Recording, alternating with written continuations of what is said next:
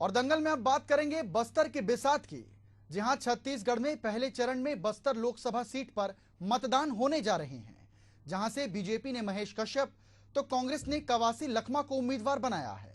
खास बात यह है कि हर बार की तरह इस बार भी बस्तर में वोट प्रतिशत बढ़ाने की उम्मीद है।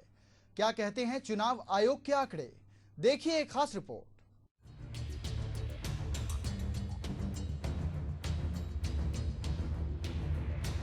नक्सल प्रभावित इलाकों में लगातार वोटिंग का प्रतिशत बढ़ता जा रहा है।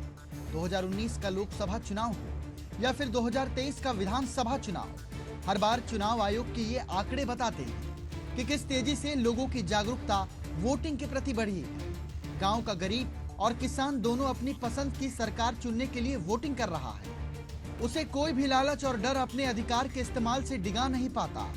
बस्तर में जहां पहले नक्सली चुनाव के दौरान खौफ पैदा करने के लिए धमकाया करते थे, गांव में बैठक कर लोगों को डराते थे, नक्सलियों का अब ये डर लोगों के जहन से दूर हो गया है और इसी कारण बैलेट अब बारूद पर भारी पड़ रहा है। वहीं बीजेपी अपनी पीठ थपथपाते हुए विकास कार्यों की दुहाई दे रही है। बीजेपी का कहना है कि रमन सिंह के 15 साल के शासन में बस्तर में चौतरफा विकास हुआ।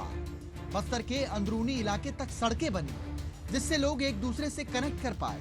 इस तरह चुनाव के प्रति भी लोगों में जागरूकता आई। 15 साल छत्तीसगढ़ में भाजपा की सरकार रही। इस दौरान नक्सल क्षेत्र में विकास कार्य किए गए। बीजेपी का मानना है कि आज उस क्षेत्र में जो भी सुख सुविधा मौजूद है वो भाजपा सरकार की देन है।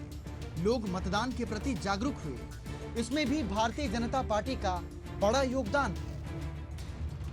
साल 1999 में 29.16% मतदान हुआ। साल 2004 में 34.79% मतदान हुआ, जो कि पिछली बार की अपेक्षा 8.91% अधिक रहा। साल 2009 में 42.92% मतदान हुआ, जो पिछली बार की अपेक्षा 14.78% अधिक रहा। साल 2014 में 57.68% मतदान हुआ, जो कि पिछली बार की अपेक्षा 8.8% अधिक रहा। साल 2019 में 65.01% मतदान हुआ, जो कि पिछली बार की अपेक्षा 6.24% अधिक रहा। देखिए, बात अगर हम छत्तीसगढ़ की करें, छत्तीसगढ़ के बस्तर की करें, तो आज बस्तर का स्वरूप जो आप देख रहे हैं ये कहीं ना कहीं भारतीय जनता पार्टी के सरकार के समय का स्वरूप है, जो बस्तरवासियों को जो प्राप्त हुआ है। और ख़ास करके देखो, सरगुजा एक हमारा एक ऐसा क्षेत्र है जहाँ से नक्सलवाद तो पूर्णतः समाप्त हो चुके हैं, मगर बस्तर आज भी जो है इफेक्टेड है। मगर जब वहाँ रहने वाले स्थानीय लोगों को जो सुख सुविधाएं मिल रही, चाहे स्कूल, हॉस्पिटल, बड़े बड़े चौड़े चौड़े रोड और हर चीज़ की सुख सुविधा जो मिल रही है, इससे कहीं ना कहीं उनका रुझान एक अच्छी सरकार चुनने के लिए हो रहा है। इसलिए वो अधिक से अधिक घरों से निकलकर मतदान कर रहे हैं, क्योंकि वे चाहते हैं कि अच्छी सरकार चुनेंगे तो हमें अच्छा लाभ मिलेगा। जो बस्तर एक पिछड़ा हुआ क्षेत्र कहलाता है, जो बस्तर एक अनडेवलप जो क्षेत्र कहलाता है, तो बस्तर वासियों ने स्वयं की एक बीड़ा उठाई है कि हम एक अच्छी सरकार चुनेंगे तो हमें इससे और अधिक विकास मिलेगा। यही एक कारण है जो वोट की प्रतिशत जो है बस्तर में बढ़ी है। इसका सीधा सीधा कारण यही है कि वो चुन रहे हैं भारतीय जनता पार्टी की सरकार को और मोदी जी की गारंटी पे भरोसा कर रहे हैं। इसीलिए बस्तर के क्षेत्रवासी जो है अधिकतम वोट कर रहे हैं। यही एक कारण है मात्र जो है वोट प्रतिशत जो है बस्तर में बढ़ा हुआ है। बस्तर में वोटिंग प्रतिशत बढ़ने को लेकर कांग्रेस अपनी सरकार की कामयाबी बता रही है। कांग्रेस की ओर से इसे 5 साल के भूपेश बघेल के कार्य से जोड़कर देखा जा रहा है। कांग्रेस का कहना है कि भूपेश बघेल सरकार के कार्यकाल में बस्तर में ऐसे कई काम किए गए जिससे लोगों में मतदान को लेकर जागरूकता बढ़ी। कांग्रेस का कहना है कि बस्तर क्षेत्र के आदिवासी के मन में सरकार के प्रति, संविधान के प्रति, लोकतांत्रिक प्रणाली के प्रति आधार पैदा हो। इसके लिए सरकार ने विश्वास, विकास, सुरक्षा मूल मंत्र को लेकर काम किया। पंचायत चुनाव से लेकर विधानसभा चुनाव में लगातार वोटिंग परसेंट में बढ़ोतरी हुई। इसके लिए चुनाव आयोग के साथ पूर्व सरकार की नीतियां कारगर साबित हुई।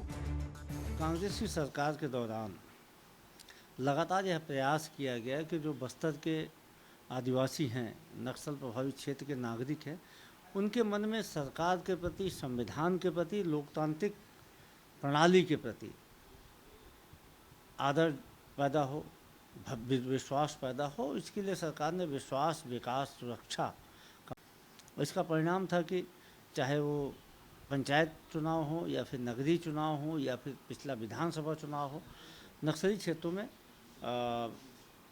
आदिवासी क्षेत्रों में लगातार वोटिंग परसेंटेज में बढ़ोतरी हुई है। और इसके लिए चुनाव आयोग के साथ साथ पूर्ववर्ती सरकार की नीतियां कारगर साबित हुई और यह देश के लिए बड़ा सुखद है। अच्छा है कि जो ग्रामीण क्षेत्र के लोग हैं, विशेष तौर पर नक्सल प्रभावित क्षेत्र के लोग हैं, उनका लोकतंत्र में, चुनावी प्रणाली में भरोसा फिर से बहाल हुआ। बस्तर के अंदरूनी क्षेत्रों में रहने वाले लोग अब विकास चाहते हैं। इसका सबसे बड़ा कारण है सोशल मीडिया। आज की तारीख में सबके हाथ में मोबाइल है। सुदूर वनांचलों से भी लोग शहर में जाते हैं, जिसकी वजह से ग्रामीण क्षेत्र के लोग विकास चाहते हैं। उनको पता है कि वोट करेंगे तो उनकी सरकार बनेगी और जरूरतों पर काम होगा। सोशल मीडिया के चलते बस्तर में क्रांति आई। नक्सल प्रभावित इलाकों के लोग ये मानने लगे कि उनकी सहभागिता होगी तभी विकास हो पाएगा। नक्सल प्रभावित क्षेत्रों में बूथ कैप्चरिंग होती है। खास तौर पर चुनाव के ठीक पहले कोई बड़ा नेता आता है तो उसमें वो फैलाने का काम किया जाता है, जिसकी वजह से लोग वोट करने से कतराते हैं या फिर अपने घरों से बाहर नहीं निकलते। इसी के साथ निर्वाचन आयोग भी अब ये समझ चुका है कि वोटिंग बूथ जितना दूर होगा, वोटिंग परसेंटेज भी उतना ही कम होगा। बस्तर क्षेत्र में लगातार मतदान का प्रतिशत बढ़ रहा है। इसके लिए कोई भी अन्य कुछ भी क्रेडिट ले, उसमें मैं नहीं जाती, परंतु एक चीज़ जो मैं वहाँ पे जाके देखती हूँ, उसका सबसे बड़ा कारण है ये सोशल मीडिया। आजकल सबके हाथ में मोबाइल फ़ोन आ गया है। सबका अप्रोच शहर तक, सुदूर वनांचलों से भी लोग शहर तक आते हैं और नेटवर्क जहाँ जहाँ तक पहुँच पाता है, संदेश की अप्रोच होती है। और जब संदेश की अप्रोच होती है तो लोग देखते हैं कि अन्य क्षेत्रों के लोग जब विविध प्रकार से विकास की ओर बढ़ रहे हैं, उनको सोलार सिस्टम से लेकर के अन्य सुख सुविधाओं की पहुंच है। दैनंदिनी से जुड़ी छोटी छोटी चीज़ों के लिए बाहरी दुनिया को इतना नहीं जूझना पड़ता जितना हम वनवासियों को जूझना पड़ता है। तो इसके लिए क्या निदान है?